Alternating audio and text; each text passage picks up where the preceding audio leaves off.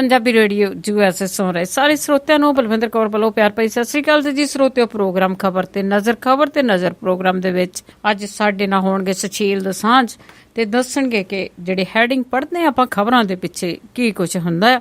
ਉਹਨਾਂ ਨਾਲ ਆਪਾਂ ਗੱਲਬਾਤ ਕਰਾਂਗੇ। ਸੁਸ਼ੀਲ ਦੋਸਾਂਝ ਜੀ, ਸਤਿ ਸ੍ਰੀ ਅਕਾਲ, ਸਵਾਗਤ ਹੈ ਜੀ। ਬਹੁਤ ਬਹੁਤ ਮਿਹਰਬਾਨੀ ਬਲਵਿੰਦਰ ਜੀ। ਤੇ ਸਾਡੇ ਇਸ ਵਿਸ਼ੇਸ਼ ਪ੍ਰੋਗਰਾਮ 'ਚ ਪੰਜਾਬੀ ਰੇਡੀਓ USA ਦੇ ਪ੍ਰੋਗਰਾਮ ਖਬਰ ਤੇ ਨਜ਼ਰ 'ਚ ਸਾਡੇ ਸਾਰੇ ਸਰੋਤਿਆਂ ਨੂੰ ਸੁਸ਼ੀਲ ਦੋਸਾਂਝ ਦੀ ਪਿਆਰ ਭਰੀ ਸਤਿ ਸ਼੍ਰੀ ਅਕਾਲ, ਆਦਾਬ ਤੇ ਨਮਸਕਾਰ। ਚੰਡੀਗੜ੍ਹ ਸਟੂਡੀਓ ਤੋਂ ਮੈਂ ਤੇ ਤੁਹਾਡੇ ਸਟੂਡੀਓ ਤੋਂ ਬਲਵਿੰਦਰ ਜੀ ਮੇਰੇ ਨਾਲ ਨੇ ਤੇ ਗੱਲਬਾਤ ਦਾ ਸਿਲਸਿਲਾ ਵੀ ਸ਼ੁਰੂ ਕਰਨਗੇ ਬਲਵਿੰਦਰ ਜੀ। ਪੰਜਾਬ ਤੇ ਦੇਸ਼ ਦੁਨੀਆ ਦੀਆਂ ਗੱਲਾਂ ਕਰਾਂਗੇ, ਉਹ ਗੱਲਾਂ ਦੇਖਣ ਦੀ ਕੋਸ਼ਿਸ਼ ਕਰਾਂਗੇ ਜਿਹੜੀਆਂ ਸ਼ਾਇਦ ਅਸੀਂ ਨੰਗੀ ਅੱਖ ਨਾਲ ਕਈ ਵਾਰੀ ਨਹੀਂ ਵੀ ਦੇਖ ਪਾਉਂਦੇ।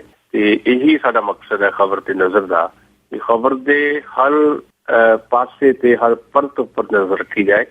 ਸੋ ਬਲਵਿੰਦਰ ਜੀ, ਅੱਜ ਹੀ ਤੇ ਸਰੋਤਿਓ, ਖਬਰਾਂ ਸ਼ੁਰੂ ਕਰਨ ਤੋਂ ਪਹਿਲਾਂ ਆਪਾਂ ਧੰਨਵਾਦ ਕਰਨਾ ਚਾਹੁੰਦੇ ਹਾਂ ਸਾਡੇ ਸਪਾਂਸਰ ਦਾ, ਜਿਨ੍ਹਾਂ ਨੇ ਇਸ ਪ੍ਰੋਗਰਾਮ ਨੂੰ ਸਪਾਂਸਰ ਕਰਕੇ ਤੁਹਾਡੇ ਤੱਕ ਪਹੁੰਚਾਇਆ ਜੀ। ਖਾਲਸਾ ਇੰਸ਼ੋਰੈਂਸ ਏਜੰਸੀ ਵਾਲੇ, ਜਿਨ੍ਹਾਂ ਦਾ ਫੋਨ ਨੰਬਰ 4082722500। ਸਤਨਾਮ ਸਿੰਘ ਸ਼ੇਰਕਿਲ ਤੇ ਪਰਿਵਾਰ ਸੈਲਮਾ ਤੋਂ, ਜਾਫੀ Singh Bakersfield, Sukha Singh Visalia, Punjabi American senior centre citizen centre Bakersfield, Navjot Kaur Kaloti ਤੇ ਪਰਿਵਾਰ ਜੁਬਾ ਸਿਟੀ ਤੋਂ, ਇਹਨਾਂ ਦਾ ਬਹੁਤ ਬਹੁਤ ਅਸੀਂ ਧੰਨਵਾਦ ਕਰਦੇ ਹਾਂ।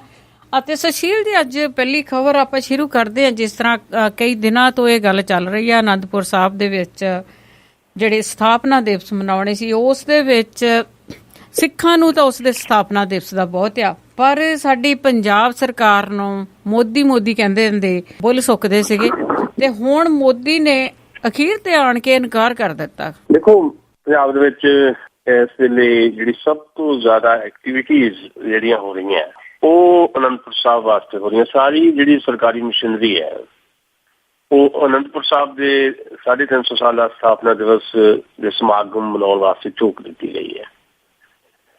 ਤੇ ਦਰਅਸਲ ਮਸਲਾ ਇਹ ਹੈ ਕਿ ਪਹਿਲੀ ਗੱਲ ਤਾਂ ਇਹ ਹੈ ਕਿ ਧਾਰਮਿਕ ਆਯੋਜਨ ਹੈ ਤੇ ਖੁਦ ਸ਼੍ਰੀ ਅਕਾਲ ਤਖ਼ਤ ਸਾਹਿਬ ਤੋਂ ਅਕਸਰ ਇਸ ਤਰ੍ਹਾਂ ਦੀ ਚਰਚਾ ਵੀ ਚੱਲੀ ਹੈ ਤੇ ਇੱਕ ਵਾਰ ਉੱਥੋਂ ਆਦੇਸ਼ ਵੀ ਆਇਆ ਸੀ ਕਿ ਜਿਹੜੇ ਇਸ ਤਰ੍ਹਾਂ ਦੇ ਸਮਾਗਮ ਉਹਦੇ ਵਿੱਚ ਕਿਸੇ ਕਿਸਮ ਦੀ ਰਾਜਨੀਤੀ ਜਿਹੜੀ ਹੈ ਇਨਵੋਲਵ ਨਹੀਂ ਹੋਣੀ ਚਾਹੀਦੀ। ਹੁਣ ਮਸਲਾ ਇਹ ਆ ਵੀ ਜਦੋਂ ਸਮਾਗਮ ਮਨਾਏ ਜਾਣੇ ਆ ਤੇ ਫਿਰ ਸਟੇਜ ਵੀ ਲੱਗੇਗੀ ਤੇ ਸਟੇਜ ਦੇ ਉੱਤੇ ਜਿੰਨੀ ਵੀ ਪੰਜਾਬ ਸਰਕਾਰ ਦੇ ਵਿੱਚ ਸ਼ਾਮਲ ਜਿਹੜੀਆਂ ਪਾਰਟੀਆਂ ਉਹਨਾਂ ਦੀ ਲੀਡਰਸ਼ਿਪ ਵੀ ਲਾਜ਼ਮੀ ਤੌਰ ਤੇ ਹਾਜ਼ਰ ਰਹੇਗੀ। ਜੇ ਤਾਂ ਸ਼੍ਰੋਮਣੀ ਗੁਰਦੁਆਰਾ ਪ੍ਰਬੰਧਕ ਕਮੇਟੀ ਆਪਣੇ ਤੌਰ ਤੇ ਸਾਰਾ ਚੀਜ਼ਾਂ ਔਰਗੇਨਾਈਜ਼ ਕਰੇ ਤੇ ਫਿਰ ਇੱਕ ਧਾਰਮਿਕ ਸੁਨੇਹਾ ਜਿਹੜਾ ਆ ਲਾਜ਼ਮੀ ਤੌਰ ਦੇ ਉੱਤੇ ਅਨੰਦਪੁਰ ਸਾਹਿਬ ਤੋਂ ਪਹੁੰਚਾਏਗਾ। ਪਰ ਜਦੋਂ ਸ਼੍ਰੋਮਣੀ ਗੁਰਦੁਆਰਾ ਪ੍ਰਬੰਧਕ ਕਮੇਟੀ ਇੱਕ ਥੱਲੇ ਸਿਰਫ ਪ੍ਰਬੰਧਾਂ ਤੱਕ ਜੁਟੀ ਰਹੇਗੀ ਤੇ ਬਾਕੀ ਪ੍ਰਬੰਧ ਵੀ ਸਰਕਾਰ ਨੇ ਆਪਣੇ ਹੱਥ ਲੈ ਲੈਣੇ ਆ। ਹਰੀਸ਼ ਕੌਸ਼ਲ ਜਿਹੜੇ ਆ ਪੰਜਾਬ ਸਰਕਾਰ ਦੇ ਜਿਹੜੇ ਚੀਫ ਸੈਕਟਰੀ, ਉਹਨਾਂ ਨੇ ਉਹ ਸਾਰੇ ਪ੍ਰਬੰਧਾਂ ਦਾ ਦਾਅਵਾ ਕੀਤਾ ਕਿ ਬੜੇ ਪ੍ਰਬੰਧ ਹੋ ਗਏ ਜੀ। ਤੇ ਫਿਰ ਲਾਜ਼ਮੀ ਤੌਰ ਤੇ ਸਰਕਾਰ 'ਚ ਜਿਹੜੇ ਬੈਠੇ ਲੋਕ ਆਪਣਾ ਇੱਕ ਪੋਲੀਟੀਕਲ ਜਿਹੜਾ ਮੈਸੇਜ ਆ ਉਹ ਵੀ ਕਨਵੇ ਕਰਨਗੇ। ਇਹਦੇ 'ਚ ਕੋਸ਼ਿਸ਼ ਇਹ ਸੀ, ਪਹਿਲੀ ਗੱਲ ਤਾਂ ਅਸੀਂ ਇਸ ਗੱਲ ਨੂੰ ਠੀਕ ਨਹੀਂ ਸਮਝਦੇ ਕਿ ਇੱਕ ਧਾਰਮਿਕ ਸਮਾਗਮ ਜਿਹੜਾ ਆ ਜਿਹਦੇ ਨਾਲ ਆਸਥਾ ਜੁੜੀ ਹੋਈ ਹੈ, ਅਕੀਦਾ ਜੁੜਿਆ ਹੋਇਆ ਲੋਕਾਂ ਦਾ, ਤੇ ਉਹ ਉਸ ਧਾਰਮਿਕ ਸਮਾਗਮ ਨੂੰ ਨਿਰੋਲ ਰਾਜਨੀਤਿਕ ਬਣਾ ਦਿੱਤਾ ਜਾਏ। ਦੂਜੀ ਗੱਲ ਇਹ ਹੈ ਕਿ ਜੇ ਰਾਜਨੀਤਿਕ ਵੀ ਬਣ ਰਿਹਾ ਤੇ ਉਹਦੇ ਵਿੱਚ ਵੀ ਕੌਣ ਲੋਕ ਇਨਵੋਲਵ ਨੇ, ਤੇ ਉਹਦੇ 'ਚ ਕੋਸ਼ਿਸ਼ ਇਹ ਕੀਤੀ ਗਈ ਕਿ ਵੱਡਾ ਇਕੱਠ ਹੋਏਗਾ ਕਿਉਂਕਿ ਲੱਖਾਂ ਦੀ ਗਿਣਤੀ 'ਚ ਸੰਗਤਾਂ ਨੇ ਆਪ ਮੁਹਾਰੇ ਜਾਣਾ। ਵੈਸੇ 3000 ਬੱਸਾਂ ਦਾ ਪ੍ਰਬੰਧ ਵੀ ਕਰਨ ਦਾ ਦਾਅਵਾ ਕੀਤਾ ਗਿਆ, 3000 ਬੱਸਾਂ ਜਿਹੜੀਆਂ ਹਾਇਰ ਕੀਤੀਆਂ ਜਾਣਗੀਆਂ। ਇਹਦੇ ਤੇ ਆਪਾਂ ਅੱਗੇ ਜਾ ਕੇ ਗੱਲ ਕਰਦੇ ਹਾਂ। ਪਰ ਓਵਰਆਲ ਆਪ ਮੁਹਾਰੇ ਵੀ ਲੋਕ ਜਾਂਦੇ ਆ ਏਦਾਂ ਦੇ ਥਾਵਾਂ ਦੇ ਉੱਤੇ ਜਿੱਥੇ ਆਸਥਾ ਜੁੜੀ ਹੋਈ ਹੋਵੇ, ਜਿਹੜਾ ਆਸਥਾ ਦਾ ਕੇਂਦਰ ਹੋਵੇ। ਉੱਧਰ ਲੋਕਾਂ ਨੂੰ ਧੂਣਾ ਨਹੀਂ ਪੈਂਦਾ, ਲੋਕ ਆਪ ਮੁਹਾਰੇ ਵੀ ਜਾਂਦੇ ਆ ਜੀ। ਬਾਕੀ ਜਿਹੜੀਆਂ 3000 ਬੱਸਾਂ ਨਾਲ ਲਿਆਂਦੇ ਜਾਣੇ ਵੱਖਰੇ ਆ।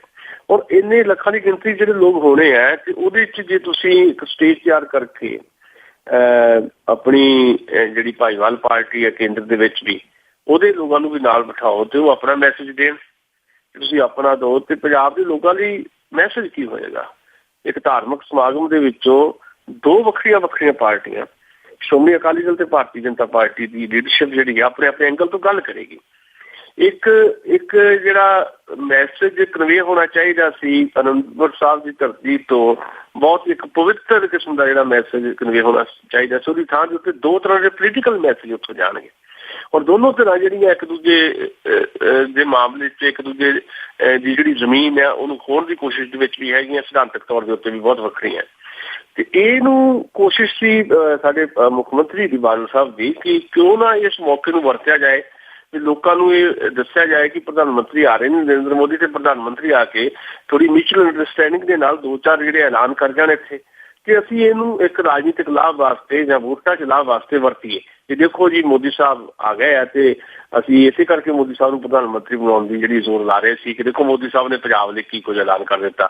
ਉਹ ਐਲਾਨਾਂ ਤੇ ਪ੍ਰੈਕਟੀਕਲੀ ਕੰਮ ਹੋਣਾ ਨਹੀਂ ਹੋਣਾ, ਇਹ ਬਾਅਦ ਦੀਆਂ ਗੱਲਾਂ ਹੁੰਦੀਆਂ, ਕਿਉਂਕਿ ਸਾਡੀ ਮਾਨਸਿਕਤਾ ਇੱਦਾਂ ਦੀ ਬਣਾ ਦਿੱਤੀ ਗਈ ਹੈ ਕਿ ਲਓ ਜੀ ਪ੍ਰਧਾਨ ਮੰਤਰੀ ਨੇ ਆਹ ਕਹਿ ਦਿੱਤਾ, ਕਮਾਲ ਕਰਤੀ, ਪ੍ਰਧਾਨ ਮੰਤਰੀ ਨੇ ਤਾਂ ਪੰਜਾਬ ਲਈ ਐਡਾ ਵੱਡਾ ਪੈਕੇਜ ਦੇ ਦਿੱਤਾ। ਉਹ ਪੈਕੇਜ ਮਿਲਣਾ ਕਦੋਂ ਹੈ, ਇਹ ਵੱਖਰੀ ਗੱਲ ਹੈ। ਅੱਛਾ, ਉਹਨਾਂ ਦੇ ਆਉਣ ਤੋਂ ਪਹਿਲਾਂ ਹੀ ਮਸਲਾ ਜਿਹੜਾ ਬਸਟ 'ਚ ਪੈ ਗਿਆ। ਅੱਜ ਦੇ ਪਿਛਲੇ ਦਿਨਾਂ 'ਚ ਦੇਖ ਰਹੇ ਸੀ ਕਿ ਸ਼ਾਇਦ ਕੁਝ ਇੱਦਾਂ ਦੀਆਂ ਸਿਚੁਏਸ਼ਨਸ ਜਿਹੜੀਆਂ ਕ੍ਰੀਏਟ ਹੋ ਰਹੀਆਂ ਜਿਹਦੇ 'ਚ ਨਰਿੰਦਰ ਮੋਦੀ ਨਹੀਂ ਆਉਣਗੇ। ਹੁਣ ਨਰਿੰਦਰ ਮੋਦੀ ਦੇ ਨਾ ਆਉਣ ਦੇ ਜਿਹੜੇ ਕਾਰਨ ਹੈ ਉਹ ਜੇ ਤਾਂ ਅਸੀਂ ਇੱਕ ਨਜ਼ਰ ਨਾਲ ਦੇਖਣਾ ਹੋਵੇ ਤਾਂ ਜਿਹੜਾ ਉਹ ਲੌਜਿਕ ਦੇ ਰਹੇ ਉਹ ਆਪਣੇ ਆਪ 'ਚ ਲੌਜਿਕ ਬਣਦਾ। ਉਹ ਕਹਿੰਦੇ ਜੀ ਐਡਮਿਨਿਸਟ੍ਰੇਸ਼ਨ ਦੇ ਤੌਰ ਦੇ ਉੱਤੇ ਸਾਡਾ ਆਉਣਾ ਠੀਕ ਨਹੀਂ ਹੈ, ਕਿਉਂਕਿ ਉਧਰ ਹੀ ਤੰਜ਼ਾਨੀਆ ਦੇ ਰਾਸ਼ਟਰਪਤੀ ਦਿੱਲੀ ਆ ਰਹੇ ਆ ਤੇ ਭਾਰਤ ਦੇ ਪ੍ਰਧਾਨ ਮੰਤਰੀ ਦੀ ਹੈਸੀਅਤ ਦੇ ਵਿੱਚ ਉਹਨਾਂ ਨੂੰ ਉੱਥੇ ਰਹਿਣਾ ਪਏਗਾ। ਜੇ ਅਸੀਂ ਇਹਨੂੰ ਟੈਕਨੀਕਲੀ ਲੈ ਲਈਏ ਤਾਂ ਫਿਰ ਠੀਕ ਹੈ, ਪਰ ਜੇ ਇਹਨੂੰ ਅਸੀਂ ਪ੍ਰੈਕਟੀਕਲੀ ਲਈਏ ਤਾਂ ਠੀਕ ਨਹੀਂ ਹੈ, ਕਿਉਂਕਿ ਦਿੱਲੀ ਕੋਈ ਇਹ ਨਹੀਂ ਹੈ ਕਿ ਦਿੱਲੀ ਤੋਂ ਜਿਹੜਾ ਅਨੰਦਪੁਰ ਸਾਹਿਬ ਤੱਕ ਦਾ ਜਿਹੜਾ ਸਫ਼ਰ ਹੈ ਹਵਾਈ ਸਫ਼ਰ ਉਹ 4 ਘੰਟਿਆਂ ਦਾ ਜਾਂ 6 ਘੰਟਿਆਂ ਦਾ, 20 ਮਿੰਟ ਦੀ ਫਲਾਈਟ ਹੈ ਸਾਰੀ। 20 ਮਿੰਟ ਦੀ ਫਲਾਈਟ ਉਹ ਲਾ ਲਓ, 20 ਮਿੰਟ ਹੋਰ ਲਾ ਲਓ ਵਿੱਚ, 40 ਮਿੰਟ ਲਾ ਕੇ 1 ਘੰਟੇ ਦੇ ਇੱਥੇ ਉਹਨਾਂ ਦਾ ਰੁਕਣ ਦਾ ਸਮਾਂ ਲਾ ਲਓ ਤਾਂ 2 ਘੰਟੇ ਸਾਰਾ ਕੰਮ ਨਿਬੜਦਾ ਹੈ। ਤੇ ਉਹ 2 ਘੰਟੇ ਕੱਢਣੇ ਪ੍ਰਧਾਨ ਮੰਤਰੀ ਵਾਸਤੇ ਮੁਸ਼ਕਿਲ ਹੈ। ਇਸ ਕਰਕੇ ਇਹ ਲੌਜਿਕ ਉਹਨਾਂ ਦਾ ਠੀਕ ਨਹੀਂ ਹੈ ਪ੍ਰੈਕਟੀਕਲੀ, ਟੈਕਨੀਕਲੀ ਠੀਕ ਹੋ ਸਕਦਾ। ਦੂਜੀ ਗੱਲ ਜਿਹੜੀ ਅਸਲ ਦੇ ਵਿੱਚ ਕਹੀ ਜਾ ਰਹੀ ਹੈ ਕਿ ਸ਼ਾਇਦ ਦਵਿੰਦਰਪਾਲ ਭੁੱਲਰ ਦੀ ਜਿਹੜੀ ਸ਼ਿਫਟਿੰਗ ਦਾ ਮਸਲਾ ਹੈ ਉਹਦੇ ਤੋਂ ਜਿਹੜਾ ਭਾਰਤੀ ਜਨਤਾ ਪਾਰਟੀ ਸ਼੍ਰੋਮਣੀ ਅਕਾਲੀ ਦਲ ਦੇ ਰਿਸ਼ਤੇ ਜਿਹੜੇ ਆ ਉਹਦੇ 'ਚ ਤਕਰਾਰ ਦੀ ਸਥਿਤੀ ਜਿਹੜੀ ਬਣੀ ਹੈ। ਇਸ ਕਰਕੇ ਭਾਰਤੀ ਜਨਤਾ ਪਾਰਟੀ ਜਿਹੜੀ ਪੰਜਾਬ ਦੀ ਲੀਡਰਸ਼ਿਪ ਹੈ ਉਹਨੇ ਦਿੱਲੀ 'ਚ ਜਾ ਕੇ ਮੈਸੇਜ ਦਿੱਤਾ ਹੈ ਜਾਂ ਦਿੱਲੀ 'ਚ ਜਾ ਕੇ ਰਾਏ ਰੱਖੀ ਹੈ ਕਿ ਪ੍ਰਧਾਨ ਮੰਤਰੀ ਨੂੰ ਨਹੀਂ ਆਉਣਾ ਚਾਹੀਦਾ, ਤੇ ਇਸ ਕਰਕੇ ਪ੍ਰਧਾਨ ਮੰਤਰੀ ਨਹੀਂ ਆਏ। ਮੈਂ ਸਮਝਦਾ ਇਹ ਵੀ ਲੌਜਿਕ ਬਹੁਤਾ ਠੀਕ ਨਹੀਂ ਹੈ। ਅਸਲ 'ਚ ਕੀ ਕਾਰਨ ਹੈ? ਅਸਲ ਕਾਰਨ ਮੈਂ ਸਮਝਦਾ ਇਹ ਹੈ ਵੀ ਪੰਜਾਬ ਨੂੰ ਦੇਣਾ ਹੀ ਕੱਖ ਨਹੀਂ ਹੈਗਾ ਜੀ। ਪੰਜਾਬ ਵਾਸਤੇ ਕੇਂਦਰ ਦੀ ਨੀਤੀ ਕੁਝ ਇਸ ਕਿਸਮ ਦੀ ਹੈ, ਇਸ ਤੋਂ ਪਹਿਲੀਆਂ ਸਰਕਾਰਾਂ ਦੀ ਵੀ ਸੀ, ਇਹ ਸਰਕਾਰ ਦੀ ਕੁਝ ਜ਼ਿਆਦਾ, ਜਦਕਿ ਉਹਨਾਂ ਦੀ ਆਪ ਦੀ ਸਰਕਾਰ ਹੈ। ਇੱਥੇ ਪੰਜਾਬ ਵਾਸਤੇ ਕਿਸੇ ਕਿਸਮ ਦਾ ਪੈਕੇਜ, ਪੰਜਾਬ ਦੀਆਂ ਜਿਹੜੀਆਂ ਪ੍ਰੋਬਲਮਸ ਹੈ, ਪੰਜਾਬ ਦੇ ਕਿਸਾਨਾਂ ਦੀਆਂ ਮੰਗਾਂ ਆ, ਜਾਂ ਤੁਸੀਂ ਕਹਿ ਸਕਦੇ ਹੋ ਪੰਜਾਬ ਦੇ ਜਿਹੜਾ ਕਰਜ਼ਾ ਚੜਿਆ 1.25 ਲੱਖ ਕਰੋੜ ਰੁਪਏ ਦਾ, ਇਹਨਾਂ ਸਾਰੇ ਇਸ਼ੂਜ਼ ਦੇ ਉੱਤੇ, ਪੰਜਾਬ ਦੇ ਵਿੱਚ ਬੇਰੁਜ਼ਗਾਰੀ ਹੈ, ਪੰਜਾਬ ਦੇ ਸਰਹੱਦੀ ਮਾਮਲੇ ਆ, ਪੰਜਾਬ ਦੇ ਡਰੱਗ ਦਾ ਇਸ਼ੂ ਹੈ, ਇਹਨਾਂ ਸਾਰੇ ਮਾਮਲਿਆਂ ਦੇ ਉੱਤੇ ਸੈਂਟਰ ਗਵਰਨਮੈਂਟ ਜਿਹੜੀ ਹੈ ਜਾਂ ਨਰਿੰਦਰ ਮੋਦੀ ਦੀ ਸਰਕਾਰ ਜਿਹੜੀ ਹੈ ਉਹ ਪਾਸਾ ਵੱਟ ਕੇ ਰੱਖਣਾ ਚਾਹੁੰਦੀ ਹੈ ਥੋੜ੍ਹੀ ਦੇਰ ਤੱਕ। ਇੱਥੇ ਆ ਕੇ ਉਹ ਜੇ ਕੋਈ 4 ਚੀਜ਼ਾਂ ਕਹਿਣਗੇ ਪ੍ਰਧਾਨ ਮੰਤਰੀ ਨਰਿੰਦਰ ਮੋਦੀ, ਉਹ ਅਕਾਲੀ ਦਲ ਦੇ ਕ੍ਰੈਡਿਟ 'ਚ ਨਹੀਂ ਪਾਉਣਾ ਚਾਹੁੰਦੇ। ਅਸਲ 'ਚ ਆਉਣ ਵਾਲੇ ਸਮੇਂ ਦੇ ਵਿੱਚ ਇੱਕ ਲੰਮੀ ਪਲਾਨਿੰਗ ਹੈ ਭਾਰਤੀ ਜਨਤਾ ਪਾਰਟੀ ਦੀ ਵੀ ਜੇ ਬਾਈ ਦੇ ਵੀ ਇੱਦਾਂ ਦੀ ਸਿਚੁਏਸ਼ਨ ਕ੍ਰੀਏਟ ਹੁੰਦੀ ਹੈ ਵੀ ਸ਼੍ਰੋਮਣੀ ਅਕਾਲੀ ਦਲ ਤੋਂ ਵੱਖ ਹੋ ਕੇ ਲੜਨਾ, ਅਸੀਂ 2017 ਦੀਆਂ ਚੋਣਾਂ ਦੇ ਦੰਗਲ 'ਚ ਉਤਰਨਾ ਹੈ, ਤਾਂ ਉਸ ਵੇਲੇ ਭਾਰਤੀ ਜਨਤਾ ਪਾਰਟੀ ਦੀ ਪੰਜਾਬ ਦੀ ਲੀਡਰਸ਼ਿਪ ਅੱਗੇ ਆਏਗੀ ਤੇ ਉਹ ਨਰਿੰਦਰ ਮੋਦੀ ਨੂੰ ਪੰਜਾਬ ਲੈ ਕੇ ਆਏਗੀ ਤੇ ਪੰਜਾਬ ਲਈ ਜਿਹੜਾ ਆ ਉਹ ਜਿਹੜਾ ਪਟਾਰਾ ਖੋਲਣ ਦਾ ਇੱਕ ਡਰਾਮਾ ਕੀਤਾ ਜਾਏਗਾ ਤਾਂ ਜੋ ਬੀਜੇਪੀ ਦੇ ਕ੍ਰੈਡਿਟ ਜਾਵੇ। ਬਾਦਲਾਂ ਦੀ ਜਾਂ ਪ੍ਰਕਾਸ਼ ਸਿੰਘ ਬਾਦਲ ਜਾਂ ਸੁਖਬੀਰ ਸਿੰਘ ਬਾਦਲ ਦੀ ਅਗਵਾਈ ਜਿਹੜੀ ਸਰਕਾਰ ਚੱਲ ਰਹੀ ਹੈ ਉਹਦੀਆਂ ਜਿੰਨੀਆਂ ਵੀ ਨਾਕਾਮੀਆਂ ਆ ਉਹ ਉਹਨਾਂ ਦੀ ਝੋਲੀ 'ਚ ਪਾ ਦਿੱਤੀਆਂ ਜਾਣ। ਇਹ ਇੱਕ ਪ੍ਰੈਕਟੀਕਲੀ ਸ਼ਾਇਦ ਉਹਨਾਂ ਦੀ ਯੋਜਨਾ ਹੈ, ਭਾਵੇਂ ਉਹ ਸਿਰੇ ਹਾਲੇ ਨਹੀਂ ਚੜੇ ਨਾ ਚੜੇ ਵੱਖਰੀ ਗੱਲ ਹੈ। ਇਸ ਯੋਜਨਾ ਦੇ ਤਹਿਤ ਸਾਂਝੀ ਸਟੇਜ ਤੋਂ ਜਿਹਦੀ ਅਗਵਾਈ ਸ਼੍ਰੋਮਣੀ ਅਕਾਲੀ ਦਲ ਦੇ ਹੱਥ ਹੋਵੇ, ਉਸ ਸਟੇਜ ਤੋਂ ਨਰਿੰਦਰ ਮੋਦੀ ਦੇ ਮੂੰਹ 'ਚੋਂ ਕੁਝ ਵੀ ਕਹਾਉਣ ਨੂੰ ਤਿਆਰ ਨਹੀਂ ਹੈ ਭਾਰਤੀ ਜਨਤਾ ਪਾਰਟੀ। ਇਹ ਅਸਲ 'ਚ ਬੇਸਿਕ ਰੀਜ਼ਨ ਜਿਹੜਾ ਮੈਂ ਸਮਝਦਾ। ਉੱਦਾਂ ਤਾਂ ਜਿਹੜੇ ਹੋਰ ਬਹੁਤ ਸਾਰੇ ਕਾਰਨ ਹੋ ਸਕਦੇ ਆ, ਪਰ ਇਹ ਸਭ ਤੋਂ ਮਹੱਤਵਪੂਰਨ ਕਾਰਨ ਹੈ ਕਿ ਪੰਜਾਬ ਦੀਆਂ ਮੰਗਾਂ ਜਿਹੜੀਆਂ ਕਾਫੀ ਦੇਰ ਤੱਕ ਨਜ਼ਰਅੰਦਾਜ਼ ਕਰੋ ਤੇ ਜੇ ਕੋਈ ਮੰਨਣਾ ਹੈ, ਜੇ ਆਰਥਿਕ ਪੈਕੇਜ ਦੇਣਾ ਕੋਈ ਪੰਜਾਬ ਨੂੰ ਜਾਂ ਪੰਜਾਬ ਦਾ ਜਿਹੜਾ ਕਰਜ਼ੇ ਦੇ ਬਾਰੇ ਥੋੜਾ ਬਹੁਤ ਏਦਾਂ ਦੀ ਗੱਲ ਕਰਨੀ ਵੀ ਇੰਨਾ ਕਰਜ਼ਾ ਜਿਹੜਾ ਆ ਸੈਂਟਰ ਨੇ ਮਾਫ ਕਰ ਦਿੱਤਾ ਜਾਂ ਕੁਝ ਹੋਰ ਗੱਲਾਂ ਕਰਨੀਆਂ, ਉਹ ਬੀਜੇਪੀ ਦੀ ਕ੍ਰੈਡਿਟ 'ਚ ਜਾਣ, ਸਾਂਝੀ ਸਰਕਾਰ ਦੀ ਕ੍ਰੈਡਿਟ 'ਚ ਨਾ ਜਾਣ। ਇਹ ਇੱਕ ਕਾਰਨ ਹੈ। ਹੁਣ ਇਹਦੇ ਨਾਲ ਲਾਜ਼ਮੀ ਤੌਰ ਦੇ ਉੱਤੇ ਭਾਰਤੀ ਜਨਤਾ ਪਾਰਟੀ ਤੇ ਸ਼੍ਰੋਮਣੀ ਅਕਾਲੀ ਦਲ ਜਿਹੜਾ ਹੈ ਉਹ ਆਪਣੇ ਆਪਣੇ ਤਰੀਕੇ ਦੀ ਰਾਜਨੀਤੀ ਕਰ ਰਿਹਾ। ਸ਼੍ਰੋਮਣੀ ਅਕਾਲੀ ਦਲ ਵਾਸਤੇ ਇਹ ਬਹੁਤ ਵੱਡਾ ਧੱਕਾ ਹੈ ਤੇ ਭਾਰਤੀ ਜਨਤਾ ਪਾਰਟੀ ਇਹਦੇ ਤੋਂ ਖੁਸ਼ ਬੜੀ ਹੈ। ਪਰ ਨਾਲ ਦੀ ਨਾਲ ਇਹ ਵੀ ਹੈ ਕਿ ਡੈਮੇਜ ਕੰਟਰੋਲ ਕਰਨ ਦੀ ਵੀ ਕੋਸ਼ਿਸ਼ ਹੈ ਵੀ ਇਹ ਨਾ ਹੋਵੇ ਕਿ 2017 ਤੋਂ ਪਹਿਲਾਂ ਹੀ ਜਿਹੜਾ ਕੋਈ ਤਰਾਜੀ ਟੁੱਟ ਜਾਏ। ਤੇ ਇਸ ਕਰਕੇ ਹੁਣ ਅਮਿਤ ਸ਼ਾਹ ਜਿਹੜੇ ਨੈਸ਼ਨਲ ਪ੍ਰੈਜ਼ੀਡੈਂਟ ਹੈ ਬੀਜੇਪੀ ਦੇ ਜਾਂ ਰਾਜਨਾਥ ਸਿੰਘ ਇੱਦਾਂ ਦੇ ਲੋਕ ਜਿਹੜੇ ਆਉਣ ਤੇ ਇੱਥੇ ਆ ਕੇ ਇੱਕ ਰਾਜਨੀਤਿਕ ਡਰਾਮਾ ਹੋਏਗਾ, ਧਾਰਮਿਕ ਸਟੇਜ ਤੋਂ ਇੱਕ ਰਾਜਨੀਤਿਕ ਡਰਾਮਾ ਤੁਸੀਂ ਆਉਣ ਵਾਲੇ ਦਿਨਾਂ ਦੇ ਵਿੱਚ 19 ਜੂਨ ਨੂੰ ਅਨੰਦਪੁਰ ਸਾਹਿਬ ਦੇਖਣ ਵਾਸਤੇ ਤਿਆਰ ਰਹੋ, ਤੇ ਇਹਦੇ ਕਿੰਨੇ ਕੁ ਜ਼ਿਆਦਾ ਪੋਜ਼ਿਟਿਵ ਇਫੈਕਟ ਰਹਿਣਗੇ ਇਹ ਮੇਰੇ ਨਾਲੋਂ ਜ਼ਿਆਦਾ ਬਿਹਤਰ ਸਾਡੇ ਲਈ ਸਮਝ ਜਾਣਗੇ। ਜੀ ਸੁਸ਼ੀਲ ਜੀ, ਬੇਸ਼ੱਕ ਇਹ ਦਵਿੰਦਰਪਾਲ ਭੁੱਲਰ ਦਾ ਨਾਂ ਲਾਈ ਜਾਣ, ਜੋ ਮਰਜ਼ੀ ਕਰਨ, ਕਿ ਉਹਦੀ ਜਿਹੜੀ ਵਾਪਸੀ ਹੋਈ ਆ ਅੰਮ੍ਰਿਤਸਰ ਜੇਲ੍ਹ ਦੇ ਵਿੱਚ, ਉਹਦੇ ਕਰਕੇ ਇਹਨਾਂ ਦਾ ਟਕਰਾਅ ਆ, ਪਰ ਟਕਰਾਅ ਇਹਨਾਂ ਦਾ ਹਰਿਆਣੇ ਦੀਆਂ ਇਲੈਕਸ਼ਨਾਂ ਤੋਂ ਹੋ ਗਿਆ ਸੀਗਾ। ਉਸ ਟਾਈਮ ਤੋਂ ਹੀ ਇਹਨਾਂ ਦਾ ਜਿਹੜਾ ਭਾਜਪਾ ਤੇ ਬਾਦਲ ਸਰਕਾਰ ਦਾ ਇੱਟ ਖੜਿੱਕਾ ਚੱਲ ਰਿਹਾ ਅੰਦਰਗਤੀ।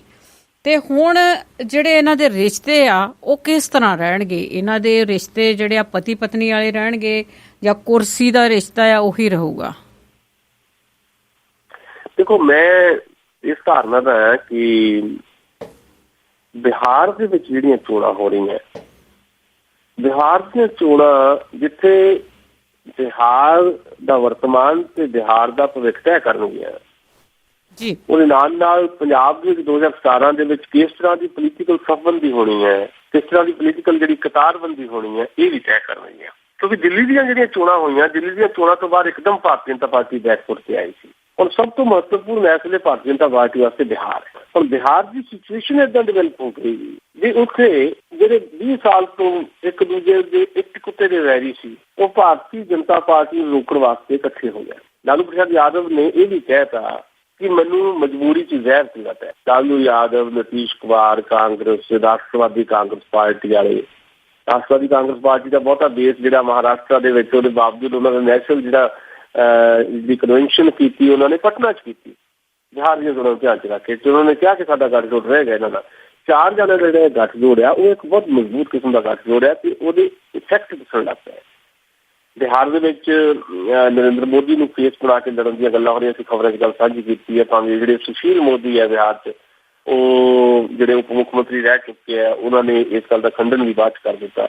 ਇਹ ਦੁਬਦਾ ਬਿਹਾਰ ਵਾਸਤੇ, ਭਾਰਤੀ ਜਨਤਾ ਪਾਰਟੀ ਵਾਸਤੇ। ਪਰ ਬਿਹਾਰ ਬਹੁਤ ਇੰਪੋਰਟੈਂਟ ਹੈ।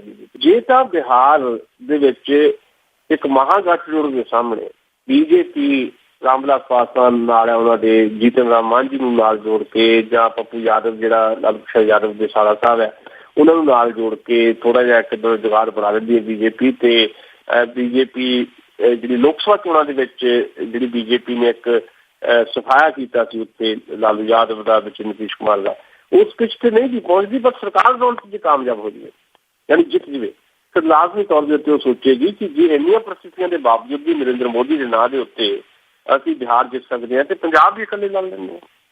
ਸੋ ਮੇਰੀ ਧਾਰਨਾ ਇਹ ਹੈ ਕਿ ਬਿਹਾਰ ਬਹੁਤ ਇੰਪੋਰਟੈਂਟ ਹੈ।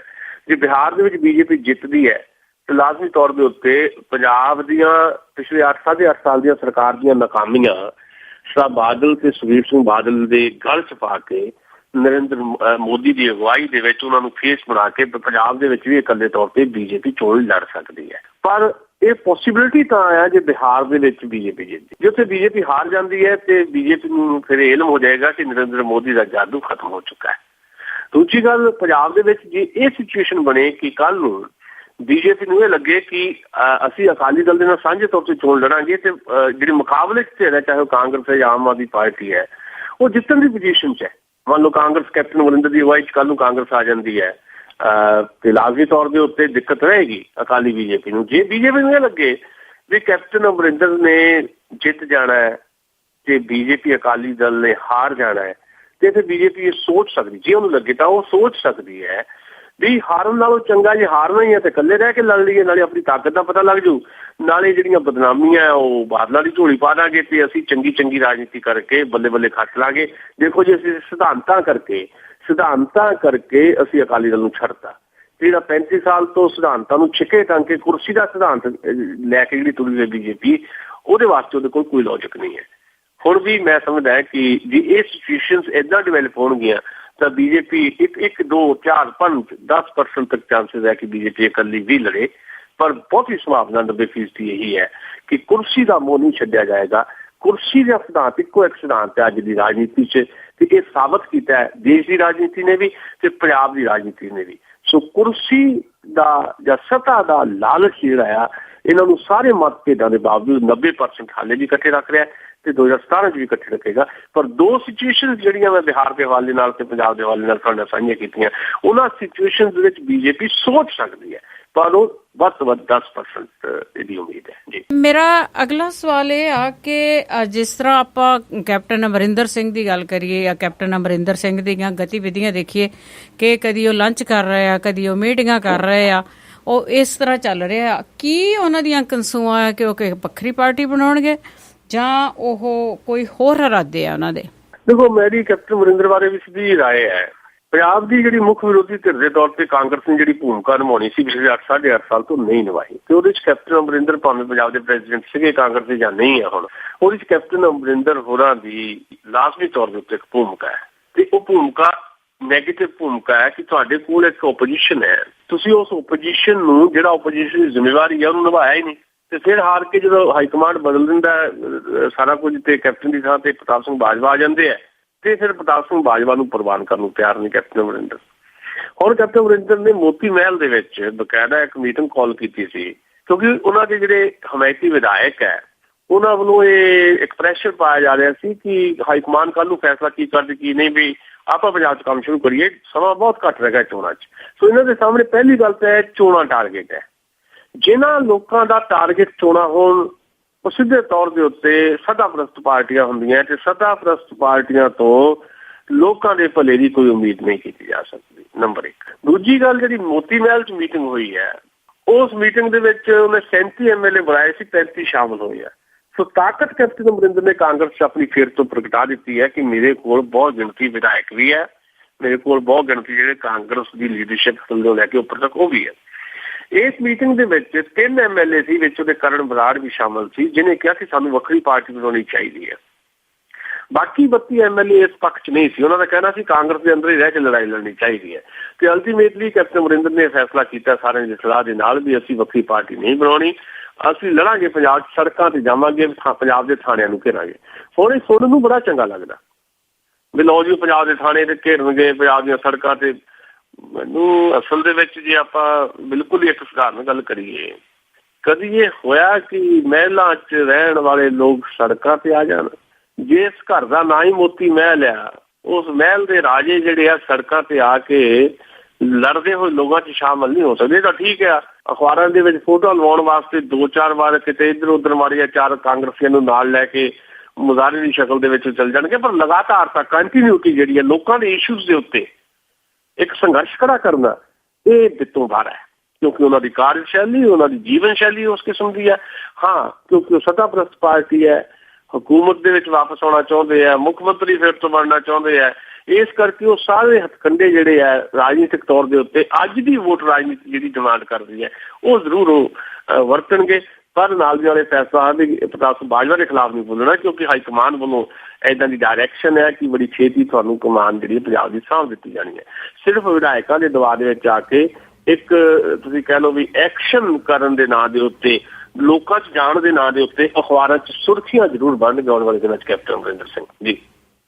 ਅਜੀ ਤੇ ਅੱਗੇ ਗੱਲ ਕਰੀਏ ਬਾਬਾ ਰਾਮਦੇਵ ਦੀ ਕਿ ਜਿਹੜਾ ਯੋਗ ਡੇ ਮਨਾ ਰਿਹਾ ਇੰਡੀਆ, ਤੇ ਉਸ ਦੇ ਵਿੱਚ ਹੀ ਜੀ ਆਪਾਂ ਪੰਜਾਬ ਤੇ ਆਈਏ ਕਿ ਪੰਜਾਬ ਦੇ ਵਿੱਚ ਵੀ ਪਤਾ ਲੱਗਾ ਹੈ ਕਿ ਇੱਥੇ ਵੀ ਸਾਡੀ ਪੰਜਾਬ ਸਰਕਾਰ ਨੇ ਉਸ ਨੂੰ ਜਗ੍ਹਾ ਦੇਣ ਦੀ ਗੱਲ ਕੀਤੀ ਆ।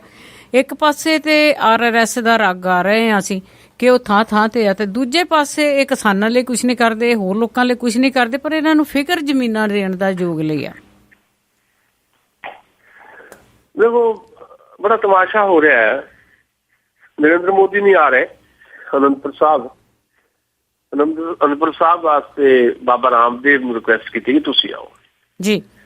ਤੁਸੀਂ ਹੁਣ ਦੱਸੋ ਵੀ 350ਵਾਂ ਸਥਾਪਨਾ ਦਿਵਸ ਅਨੰਦਪੁਰ ਸਾਹਿਬ ਦਾ ਆਹ ਕੌਣ ਰਹੇ ਲੋਕ ਸਟੇਜ ਤੇ? ਅਮਿਤ ਸ਼ਾਹ ਜਿਹੜੇ RSS ਦੇ ਨਿੱਕਰਧਾਰੀ ਰਹਿ ਚੁੱਕੇ ਆ, RSS ਦੇ ਪ੍ਰਚਾਰਕ, ਗ੍ਰਹਿ ਮੰਤਰੀ ਰਾਜਨਾਥ ਸਿੰਘ RSS ਦੇ ਪ੍ਰਚਾਰਕ, ਭਾਵੇਂ ਸਾਡੇ ਹੋਮ ਮਿਨਿਸਟਰ ਨੇ ਪਰ RSS ਦੇ ਪ੍ਰਚਾਰਕ, ਉਹਨਾਂ ਦੀ ਬੁਨਿਆਦ 'ਚ ਕੀ ਬੈਠਾ ਜੀ। ਰਾਮਦੇਵ RSS ਦੇ ਏਜੰਡੇ ਨੂੰ ਹਿੰਦੁਸਤਾਨ ਦੇ ਵਿੱਚ ਲਾਗੂ ਕਰਨ ਵਾਸਤੇ ਯੋਗ ਨੂੰ ਐਕਸਪਲਾਇਟ ਕਰਕੇ ਸਾਰੇ ਦੇਸ਼ ਜਿਹੜੇ ਉਹਨਾਂ ਨੇ ਜਿਹੜਾ ਦੇਸ਼ ਕਿਸਮ ਦਾ ਕੰਮ ਕੀਤਾ ਉਹ ਸਾਡੇ ਸਾਹਮਣੇ ਹੈ। ਬਕਾਇਦਾ ਇੱਕ ਮਲਟੀਨੈਸ਼ਨਲ ਕੰਪਨੀ ਦੇ ਬਰਾਬਰ ਦੀ ਕੰਪਨੀ ਬਾਬਾ ਰਾਮਦੇਵ ਨੇ ਖੜੀ ਕਰ ਲਈ ਹੈ। ਆਉਣ ਵਾਲੇ ਦਿਨਾਂ ਦੇ ਵਿੱਚ ਮੈਗੀ ਦਾ ਨਾਂ ਕੋਈ ਹੋਰ ਰੱਖ ਕੇ ਦੇਸੀ ਘਿਓ ਨਾਲ ਕਹਿੰਦੇ ਅਸੀਂ ਨੂਡਲਸ ਬਣਾਵਾਂਗੇ ਮੈਗੀ ਵਰਗੇ, ਮਤਲਬ ਸ਼ੁੱਧ ਵਪਾਰੀ ਸ਼ੁੱਧ ਵਪਾਰੀ। ਬਾਬਾ ਸਾਹਿਬ ਦੀ ਸਫਲਤਾ ਇਹ ਹੈ ਕਿ ਉਹਨੇ ਜਿਹੜੀ ਸਾਡੀ ਪਰੰਪਰਾ ਦੇ ਵਿੱਚ ਯੋਗ ਹੈ, ਸਾਡੀ ਰਵਾਇਤ ਦੇ ਵਿੱਚ, ਭਾਰਤ ਦੀ ਰਵਾਇਤ ਦੇ ਵਿੱਚ ਜਿਹੜਾ ਯੋਗ ਹੈ, ਉਹਨੂੰ ਇੱਕ ਪ੍ਰੋਡਕਟ ਬਣਾਤਾ। ਉਹ ਪ੍ਰੋਡਕਟ ਜਿਹੜਾ ਹੈ, ਉਹ ਪ੍ਰੋਡਕਟ ਦੇ ਰਾਹੀਂ ਦੋ ਚੀਜ਼ਾਂ, ਇੱਕ ਤਾਂ ਉਹਨੂੰ ਪ੍ਰੋਡਕਟ ਬਣਾਤਾ, ਦੂਜਾ ਉਸ ਪ੍ਰੋਡਕਟ ਦੇ ਰਾਹੀਂ RSS ਦਾ ਇੱਕ ਜ਼ਹਿਰੀਲੀ ਕਿਸਮ ਦਾ ਜਿਹੜਾ ਪ੍ਰਚਾਰ ਹੌਲੀ ਹੌਲੀ ਉਹ ਬਾਲ ਮਨਾਂ ਦੇ ਵਿੱਚ ਸਿੰਜਣ ਦਾ ਕੰਮ ਬਾਬਾ ਰਾਮਦੇਵ ਕਰ ਰਿਹਾ। ਹਰਿਆਣੇ ਦੇ ਮੁੱਖ ਮੰਤਰੀ ਮਨੋਹਰ ਲਾਲ ਖੱਟਰ ਨੇ ਕਹਿ ਦਿੱਤਾ ਕਿ 1000 ਸਕੂਲਾਂ 'ਚ ਜੀ ਅਸੀਂ ਟ੍ਰੇਨਿੰਗ ਕੈਂਪ ਜਿਹੜੇ ਆ ਸ਼ੁਰੂ ਕਰ ਲੈਣੇ ਯੋਗਾ ਦੇ।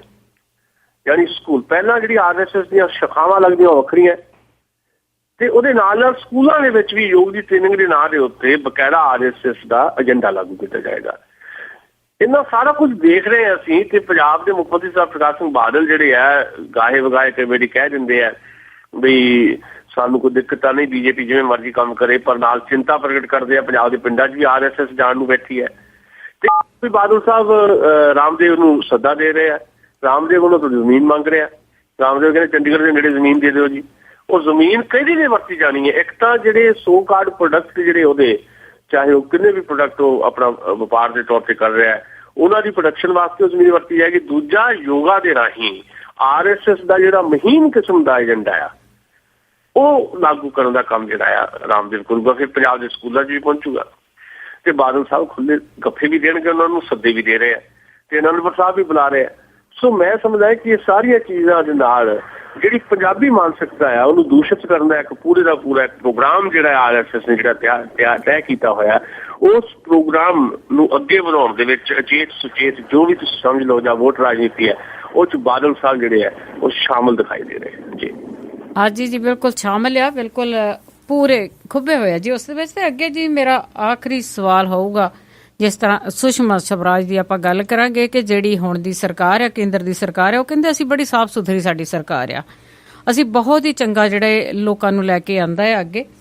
ਪਰ ਸੁਸ਼ਮਾ ਸਵਰਾਜ ਵਾਲਾ ਦੇਖ ਲਓ ਕਿ ਹੁਣ ਉਸ ਨੂੰ ਆਪ ਹੀ ਖੁਦ ਹੀ ਬਚਾ ਰਹੇ ਆ, ਤੇ ਉਧਰ ਇਹਨਾਂ ਨੇ ਸ਼ਿਕੰਜਾ ਕੱਸਿਆ ਹੋਇਆ ਕੇਜਰੀਵਾਲ ਤੇ ਦਿੱਲੀ ਦੀ ਸਰਕਾਰ ਤੇ। ਦੇਖੋ, ਸੁਸ਼ਮਾ ਸਵਰਾਜ ਸਾਡੇ ਵਿਦੇਸ਼ ਮੰਤਰੀ ਹੈ। ਪਹਿਲੀ ਗੱਲ ਤਾਂ ਉਹਨਾਂ ਦੇ ਰਿਸ਼ਤੇ ਪਹਿਲੇ ਦਿਨ ਤੋਂ ਹੀ ਆਪਣੇ ਪ੍ਰਧਾਨ ਮੰਤਰੀ ਨਾਲ ਜਾਂ national president Bharatiya Janata party ਦੇ ਅਮਿਤ ਸ਼ਾਹ ਦੇ ਨਾਲ ਕੋਈ ਬਹੁਤੇ ਸੁਖਾਵੇਂ ਨਹੀਂ ਜੀ।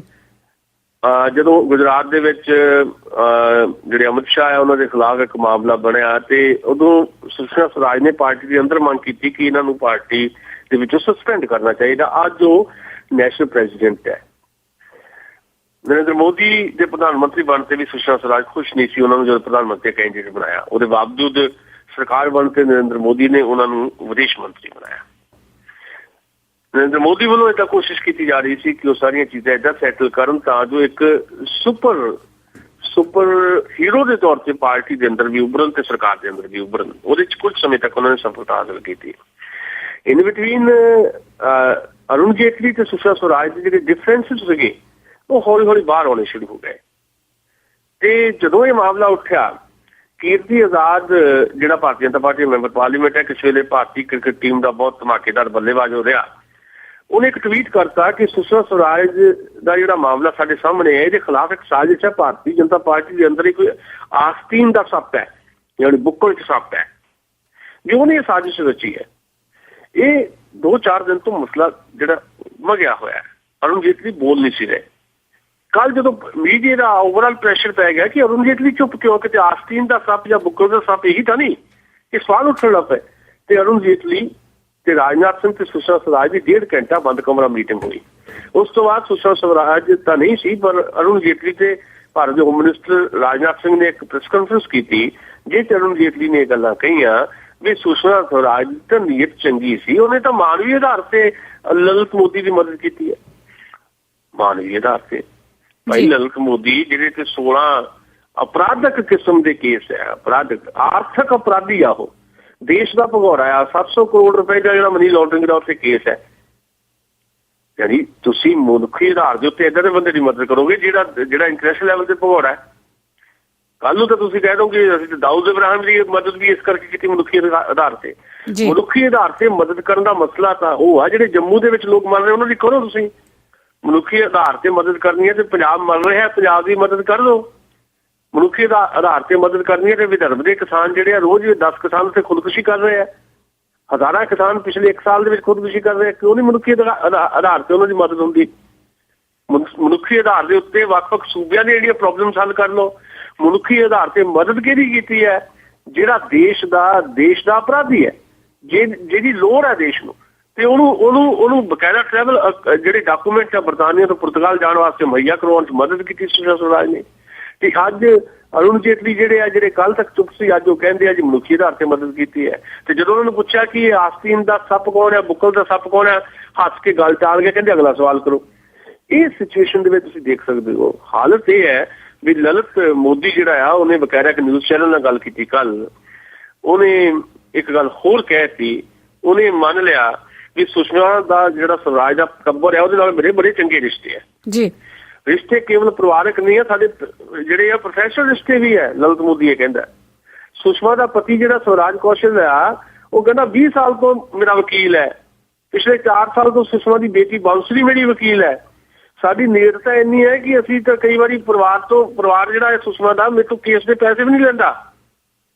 ਔਰ ਇਹ ਚੀਜ਼ਾਂ ਜੇ ਲਲਿਤ ਮੋਦੀ ਕਹਿ ਰਿਹਾ ਤੇ ਪਤਾ ਲੱਗ ਜਾਂਦਾ ਤੁਸੀਂ ਮਦਦ ਮਨੁੱਖੀ ਆਧਾਰ ਤੇ ਕੀਤੀ ਹੈ ਜਾਂ ਪ੍ਰੋਫੈਸ਼ਨਲੀ ਜਿਹੜੀਆਂ ਤੁਸੀਂ ਇੱਕ ਦੂਜੇ ਦੀਆਂ ਲੋੜਾਂ ਪੂਰੀਆਂ ਕਰਦੇ ਉਹਦੇ ਆਧਾਰ ਤੇ ਕੀਤੀ ਹੈ। ਇਹਦੇ ਵਿੱਚ ਵੀ ਰਾਜਸਥਾਨ ਦੀ ਜਿਹੜੀ ਮੁੱਖ ਮੰਤਰੀ ਹੈ, ਬੀਜੇਪੀ ਦੀ ਸੀਨੀਅਰ ਲੀਡਰ ਹੈ ਵਸੁੰਧਰਾ ਰਾਜੇ, ਉਹਦੇ ਤੇ ਵੀ ਇਹ ਦੋਸ਼ ਲੱਗਣਾ ਸ਼ੁਰੂ ਹੋ ਗਿਆ ਕਿ 2011 ਦੇ ਵਿੱਚ ਉਹਨੇ ਵੀ ਲਲਿਤ ਮੋਦੀ ਦੀ ਜਿਹੜੀ ਵੀਜ਼ੇ ਦੀ ਅਰਜ਼ੀ ਸੀ ਉੱਥੋਂ ਦੀ ਮਦਦ ਕੀਤੀ ਸੀ। ਤੇ ਮਦਦ ਕਰਨ ਲੱਗਿਆ ਉਹਨੇ ਇਹ ਗੱਲ ਕਹੀ ਸੀ ਕਿ ਇਹਦੀ ਭਿਣਕ ਭਾਰਤੀ ਅਫਸਰਾਂ ਨੂੰ ਲੱਗੇ ਨਾ। ਇਹ ਆ ਭਾਰਤੀ ਜਨਤਾ ਪਾਰਟੀ ਦੀ ਲੀਡਰਸ਼ਿਪ ਦਾ, ਭਾਰਤੀ ਜਨਤਾ ਪਾਰਟੀ ਦੀ ਅਗਵਾਈ 'ਚ ਚੱਲ ਰਹੀ ਸਰਕਾਰ ਦਾ ਅਸਲੀ ਸੱਚ। ਆਉਣ ਵਾਲੇ ਸਮੇਂ ਵਿੱਚ ਏਦਾਂ ਦੀਆਂ ਹੋਰ ਚੀਜ਼ਾਂ ਬਹੁਤ ਸਾਰੀਆਂ ਸਾਹਮਣੇ ਆਉਣਗੀਆਂ। ਜੀ ਜੀ ਬਿਲਕੁਲ, ਇਹ ਸਾਫ਼ ਸੁਥਰੀ ਸਰਕਾਰ ਆ ਜਿਸ ਦਾ ਸ਼ੀਸ਼ਾ ਆ ਜਿਹੜਾ ਉਹ ਦੂਜੇ ਸਾਲ ਦੇ ਵਿੱਚ ਦਿਸਣਾ ਸ਼ੁਰੂ ਹੋ ਗਿਆ। ਸੁਸ਼ੀਲ ਦਸਾਂਝ ਜੀ, ਬਹੁਤ ਬਹੁਤ ਧੰਨਵਾਦ ਕਰਦੇ ਹਾਂ ਕਿ ਤੁਸੀਂ ਆਏ ਤੇ ਖਬਰਾਂ ਦੇ ਪਿੱਛੇ ਕੀ ਹੁੰਦਾ ਉਹਦੇ ਬਾਰੇ ਦੱਸਿਆ। ਮਿਹਰਬਾਨੀ, ਸ਼ੁਕਰੀਆ, ਸਤਿ ਸ਼੍ਰੀ ਅਕਾਲ ਜੀ। ਤੇ ਜਿਸ ਤਰ੍ਹਾਂ ਤੇ ਸੁਸ਼ੀਲ ਦਸਾਂਝ ਜੋ ਸਾਡੇ ਨਾਲ ਜੁੜੇ ਤੇ ਸਾਨੂੰ ਖਬਰਾਂ ਬਾਰੇ ਦੱਸਿਆ। ਹੁਣ ਮੈਂ ਵੀ ਥੋੜੇ ਤੋਂ ਇਜਾਜ਼ਤ ਲੈਂਦੀ ਹਾਂ। ਮੇਰੇ ਵੱਲੋਂ ਵੀ ਸਾਰਿਆਂ ਨੂੰ ਹੀ ਪਿਆਰ ਭਰੀ ਸਤਿ ਸ਼੍ਰੀ ਅਕਾਲ।